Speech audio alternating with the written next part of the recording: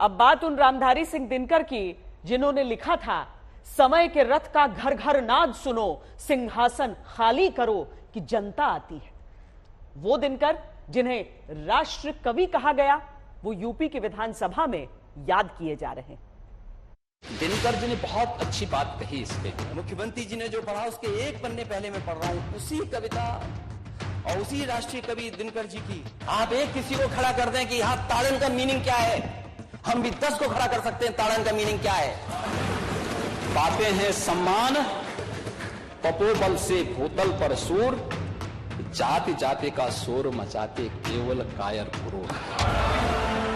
सिंहासन खाली करो कि जनता आती है। जिन राष्ट्र कवि रामधारी सिंह दिनकर की इन पंक्तियों को सियासत में नेता सबसे ज्यादा इस्तेमाल करते हैं।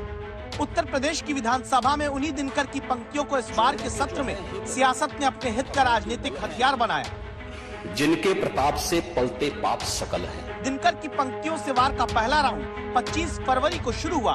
मुद्दा 24 फरवरी को हुआ। उमेश पाल हत्याकांड बना।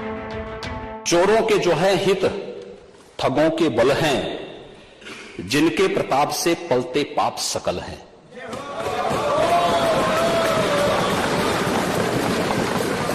जो छल प्रपंच सबको प्रश्रय देते हैं या चाटुकार जन की सेवा लेते हैं, यह पाप उन्हीं का है। दिनकर की पंक्तियों से वार का दूसरा चरण भी 25 फरवरी को आया। मुद्दा अखिलेश यादव की तरफ से जातीय जनगणना और शूद्र वाला बयान रहा। मूल जानना बड़ा कठिन है। जब सदन में ही मौजूद अखिलेश यादव के सामने मुख्यमंत्री ने रामधारी सिंह दिनकर की तरफ से 1952 में लिखी गई रश्मि रथी की इन पंक्तियों को चुना। दिनकर जी ने बहुत अच्छी बात कही इस पे भी।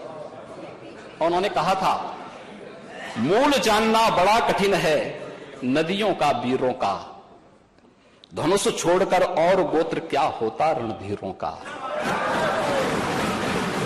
पाते हैं सम्मान तपोबल से भूतल पर सूर, जाति जाति का शोर मचाते केवल कायर क्रूर। और यही है सच्चाई। इसके बाद मंगलवार को अपने हाथ में रश्मि रथी की प्रति लेकर अखिलेश यादव सदन में आए। यानी दिनकर की पंक्तियों से वार का तीसरा चरण 28 फरवरी को आता है। यहाँ भी अखिलेश यादव मुद्दा जातीय राजनीति को बनाते हैं। कहते हैं कि मुख्यमंत्री ने सिर्फ अपने हित वाली लाइन चुनी और पढ़ दी, उनके हिस्से की पंक्तियां छोड़ दी। फिर कवितामयी सियासत का ये राउंड उत्तर प्रदेश की विधानसभा में शुरू होता है। मुख्यमंत्री जी ने जो पढ़ा उसके एक पन्ने पहले मैं पढ़ रहा हूं, उसी कविता और उसी राष्ट्रीय कवि दिनकर जी की। द्वंद्व युद्ध के लिए पार्थ को फिर उसने ललकारा, अर्जुन को चुप ही रहने का गुरु ने किया इशारा।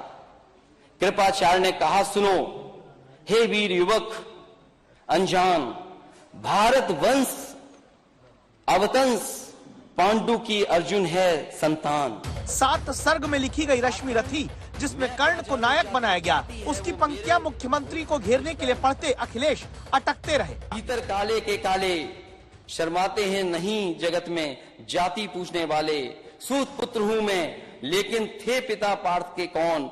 साहस हो तो कहो, ज्ञान से जाओ मत मौन। आखिर में कहा भी कि अभी ही खरीदी है तो कैसे पढ़ लेता।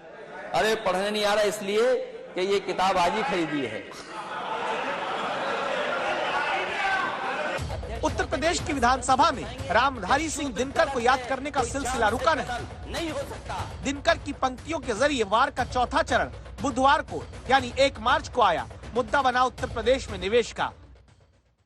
कौन विघ्न ऐसा जग में टिक सके, वीर नर के मग में खम ठोक ठिलता है जब नर, पर्वत के जाते पांव उखड़,